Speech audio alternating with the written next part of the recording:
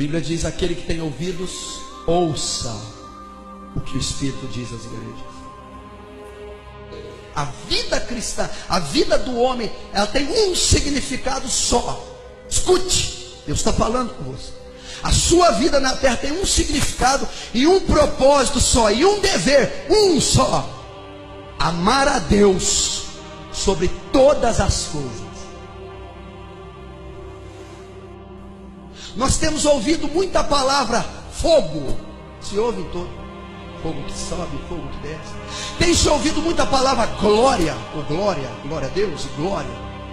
Tem-se ouvido muita palavra prosperidade. Tem-se ouvido demais a palavra bênção. Tem-se ouvido demais a palavra promessas de Deus. Mas não tem-se ouvido a maior palavra que representa, simboliza e se identifica com o Evangelho, com a pessoa de Deus e com a Bíblia. Não tem-se ouvido a palavra amor. E toda a Bíblia, toda a lei se resume em amor. O maior mandamento da Bíblia é amor. A Bíblia diz que Deus é amor. A própria Bíblia é uma carta de amor, está alicerçada em amor. E não temos. A igreja não tem sido ensinada e não tem aprendido o que é amar a Deus. Eu não estou dizendo nem do dever de amar. Eu estou dizendo que nem sabe que tem que amar. Nós temos falhado. Nós não temos sequer entendido o que é amar a Deus. Quanto mais estar amando Ele. Entenda que de tantas leis, o mais importante não é temer, não é obedecer. O mais importante não é cantar para Ele, não é pregar, não é ler a palavra. O mais importante não é ter os cargos. A coisa que Ele requer de mim, de tantas que eu dou e posso dar, não são essas. A coisa que Ele mais requer de mim é amá-lo. Escute, tente entender o que o versículo exige. O maior sentimento que um homem pode ter para com outro, ou com qualquer outra coisa, o maior sentimento que você é capaz de expressar, você homem de carne e osso, mulher, o maior sentimento que você pode expressar é amor. E o maior sentimento que você pode expressar é o que Deus deseja e requer que você expresse a Ele: ame-o.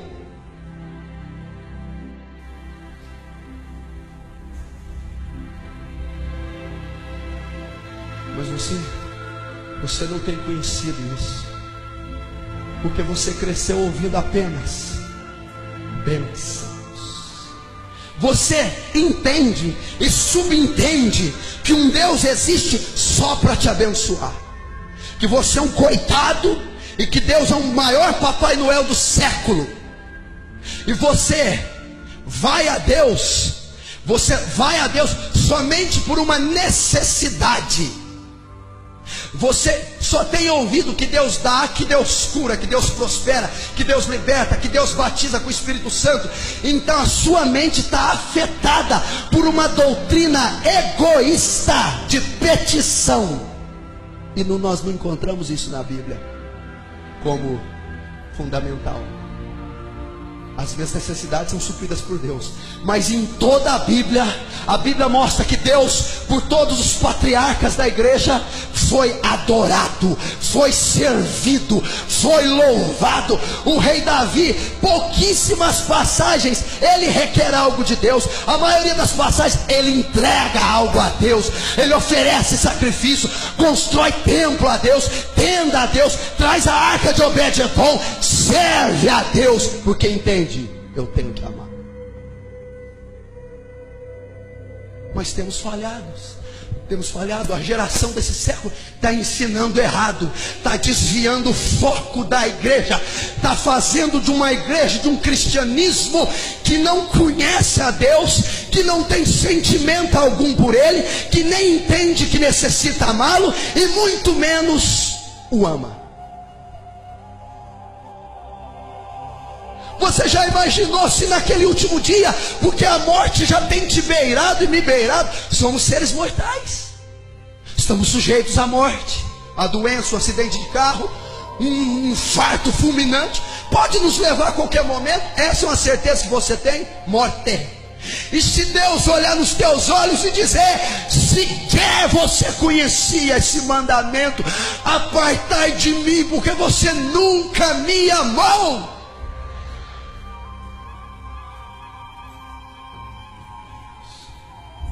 Nós temos uma responsabilidade muito grande. Olha o que foi confiado a nós fazer. Olha a responsabilidade que você tem, ser humano. Eu não estou pregando para a igreja, eu estou pregando para o ser humano, a imagem e semelhança de Deus. Olha a responsabilidade que você tem. Olha o compromisso que você tem. Olha a responsabilidade. Amar a Deus, esse é o seu dever, a sua obrigação. O que é amar a Deus? O que é amar a Deus, pastor? Muitas vezes, querido, você deixa de pecar. Escute, e Deus vai falar. Você deixa de pecar por medo da consequência do pecado.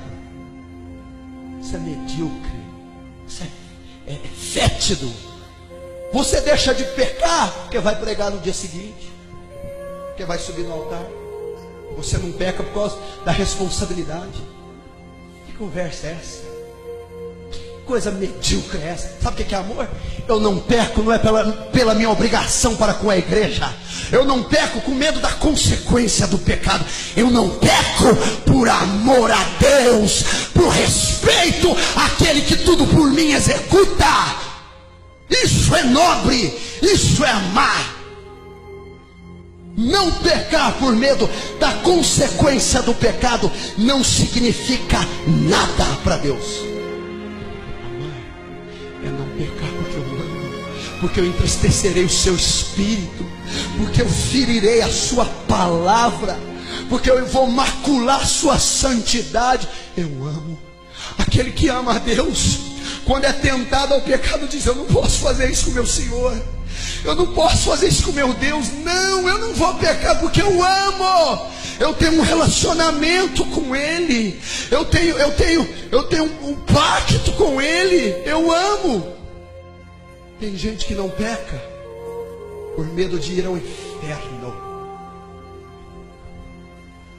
Se eu pecar, eu vou para o inferno. Vou morrer no lago de fogo, habitar com demônios. Ai, eu tenho medo do inferno, por isso que eu vim para a igreja. Que coisa medíocre. Eu não amo, eu não sirvo a Deus, não é com medo do inferno. Eu sirvo a Deus, você deve servi-lo com desejo de ir ao céu. Você não serve Ele com medo da ira, mas você serve querendo conhecer o amor. Isso é amar. Escuta o que eu vou falar pelo Espírito Santo. Só vai para o céu quem amar a Deus. Não. Aquele que me ama, primeiro, conhece a minha palavra, sabe o que eu exijo dele. Segundo, obedece a minha palavra. Então, se você não conhece nada de Bíblia, você não ama a Deus. E se você conhece, mas não pratica nada que conhece, também não ama. Ama a Deus, mas não tem caráter renovado, não tem mente transformada, não anda nos estatutos de Deus, não é uma pessoa transformada pelo poder do Evangelho, pelo Espírito Santo, não ama. Mas os olhos de Deus estão voltados lá, naquele banheiro quando está tomando banho, naquele telefonema imoral, naquela mensagem imunda, naquele site imundo, naquele lugar que ninguém entra, nem o Espírito Santo, que está infestado de demônio. É lá que você é provado se ama a Deus. É no seu coração mau e corrupto, que julga, que condena, que cobiça, que se ira com as pessoas. É aí que ele julga. Quando eu começo a estudar a Bíblia, conhecer o caráter de Deus, olhar para Jesus e ver que Jesus expressava o amor de Deus, quando eu começo a orar Orar. O que a oração mais profunda faz? O contato se avança mais um pouco. Eu começo a sentir a Deus. Eu começo a sentir o calor de Deus, a fragrância de Deus.